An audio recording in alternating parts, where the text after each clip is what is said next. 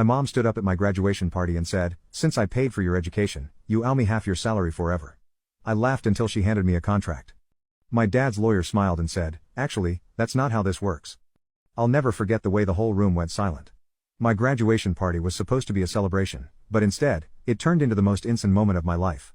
I had just finished thanking everyone for coming, still riding the high of finally being done with college, when my mom, standing in the middle of the living room, wine glass in hand, cleared her throat and said, loud enough for everyone to hear, "Since I paid for your education, you owe me half your salary forever." At first, I thought she was joking. I actually laughed at a real, full-body laugh, because how ridiculous is that? Who just stands up at their kid's graduation party and says something like that? But my mom wasn't laughing. She reached into her bag, pulled out a folder, and handed it to me like she was some kind of debt collector. "You can laugh all you want," she said, her voice sweet but firm, "but I had this drawn up a while ago. It's legally binding."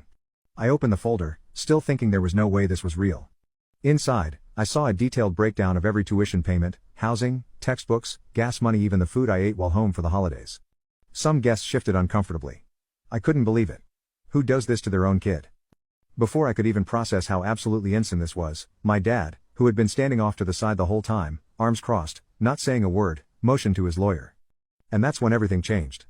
The room was so quiet I could hear the ice clinking in someone's drink. I looked down at the contract again, flipping through the pages. And then, on the last page, there was a clause that made my stomach turn. If I refused to sign, my mother reserved the right to take legal action against me for failure to reimburse a personal loan. I swallowed hard. A personal loan? She had never not once said any of this money was a loan. I had asked multiple times before committing to college if she was okay covering the cost.